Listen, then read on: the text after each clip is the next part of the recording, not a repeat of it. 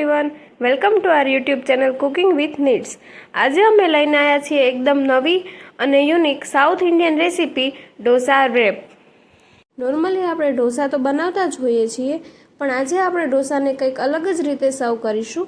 તો ચાલો આપણે બનાવવાનું સ્ટાર્ટ કરીએ। તો ઢોસા રેપ બનાવવા માટે સૌપ્રથમ લાલ ચટણી બનાવીશું। તો લાલ ચટણી માટેના ઇન્ગ્રેડિયન્ટ્સ જોઈ લઈએ। લાલ ચટણી માટે જોઈશે 3 મીડિયમ સાઇઝના ટામેટા, 2 મીડિયમ સાઇઝ ડુંગળી, 7 થી 8 નંગ સૂકા લાલ મરચાં જેને 10 થી 15 મિનિટ માટે પલાળી લેવાના છે, 1 ટેબલસ્પૂન તેલ, 7 થી 8 નંગ લીમડાના પાન, 1 ટેબલસ્પૂન અડદની દાળ, 1 નાનો ટુકડો આદુ, 2 થી 3 લીલા મરચાં, 10 થી 12 નંગ લસણની કળીઓ, 1 ટીસ્પૂન રાઈ અને મીઠું સ્વાદ અનુસાર લઈશું। હવે સૌપ્રથમ એક પેન લઈશું, તેમાં તેલ એડ કરીશું।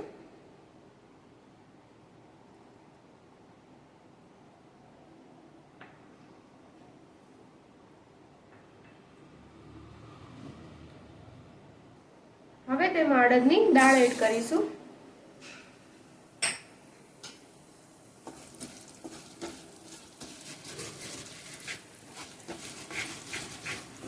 ત્યારબાદ તેમાં લસણ, લીલા મરચાં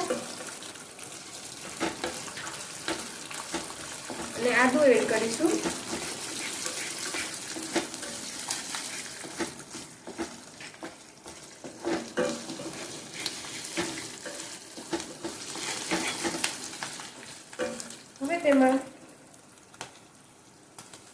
હવે તેમાં ડુંગળી એડ કરીશું।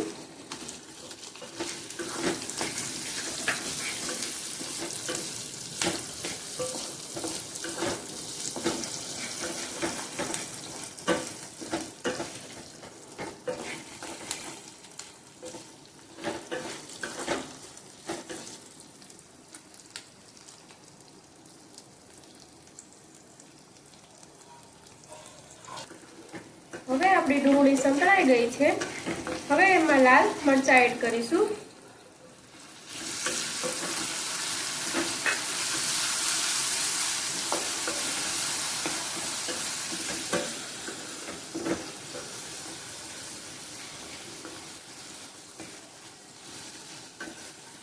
ત્યારબાદ હવે તેમાં ટામેટા એડ કરીશું।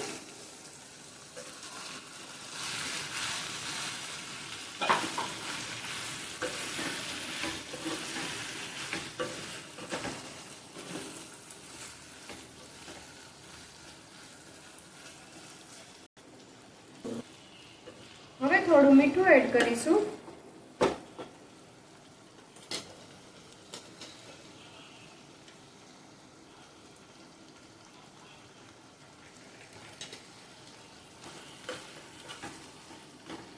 હવે આપણે ઢાંકણ ઢાંકી અને 4 થી 5 મિનિટ માટે ચડવા દઈશું।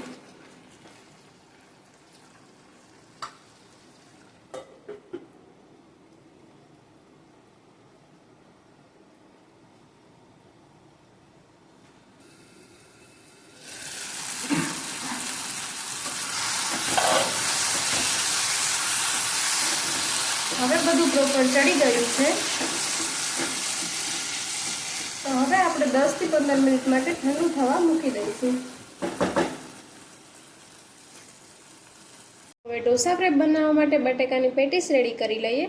તે માટે જોઈશે 3 થી 4 નંગ બાફેલા બટાકા જેને મેશ કરી લેવાના છે, 2 નંગ ઝીણી સમારેલી ડુંગળી, 1 ટીસ્પૂન જીરું, 7 થી 8 લીમડાના પાન, 2 લીલા મરચાં જેને ઝીણા સમારી લીધા છે, 1 ટીસ્પૂન હળદર, 1 ટીસ્પૂન ગરમ મસાલો અને ગાર્નિશિંગ માટે ધાણા। હવે સૌપ્રથમ એક પેનમાં તેલ એડ કરીશું।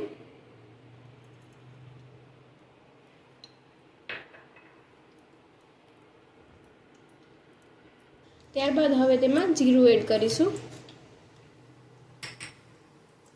ત્યારબાદ લીમડાના પાન એડ કરીશું।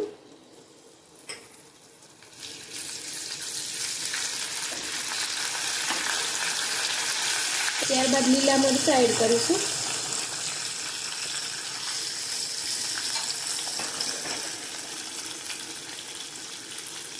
હવે તેમાં ડુંગળી એડ કરવાની છે।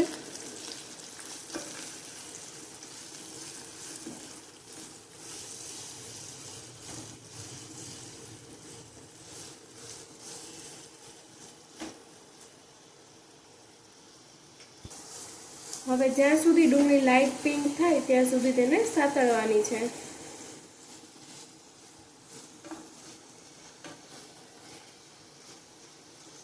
હવે તેમાં હળદર એડ કરીશું. ત્યારબાદ ગરમ મસાલો એડ કરીશું.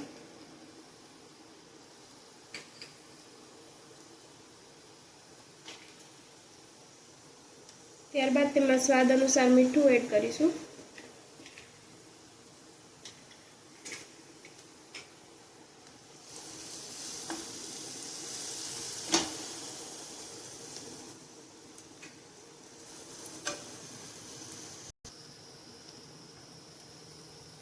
હવે તેમાં બટાકા એડ કરીશું.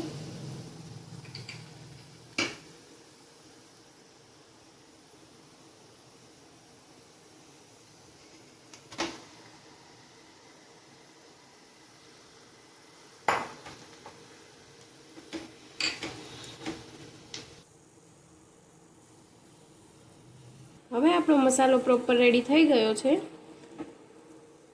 હવે તેમાં લીલા ધાણા એડ કરીશું.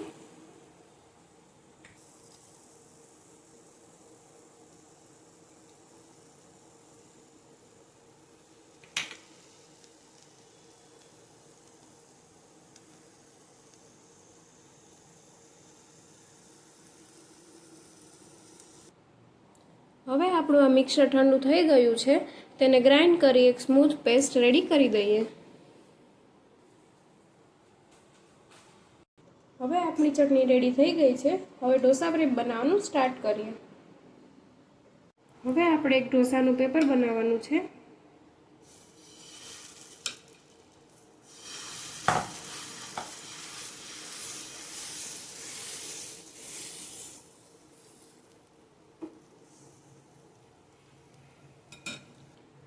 ત્યારબાદ હવે તેમાં ઘી કે બટર એડ કરી શકો છો.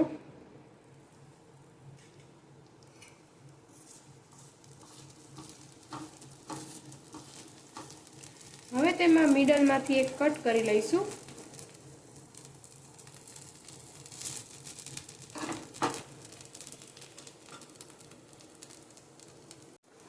હવે આપણે પેપરમાં સૌપ્રથમ જે ચટણી રેડી કરી છે તે લગાવીશું.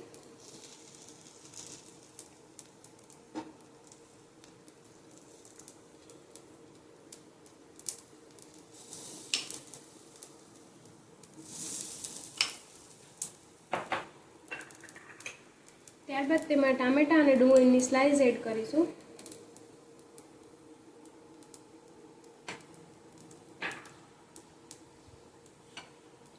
ત્યારબાદ તેમાં બટેકાની પેટીસ એડ કરીશું જે આપણે રેડી કરી છે.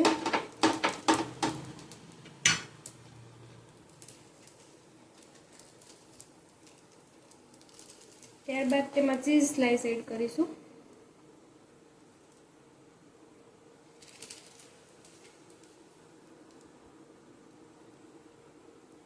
હવે આ રીતે ફોલ્ડ કરવાનું છે પેપરને.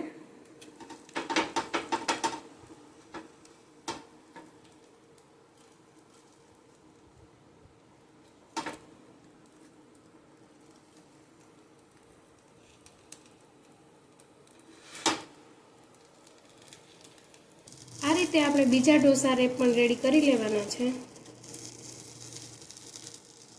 તો હવે આપણા ઢોસા રેપ બનીને રેડી થઈ ગયા છે. આપણે તેને માયોનીઝથી ગાર્નિશ કરી લઈએ.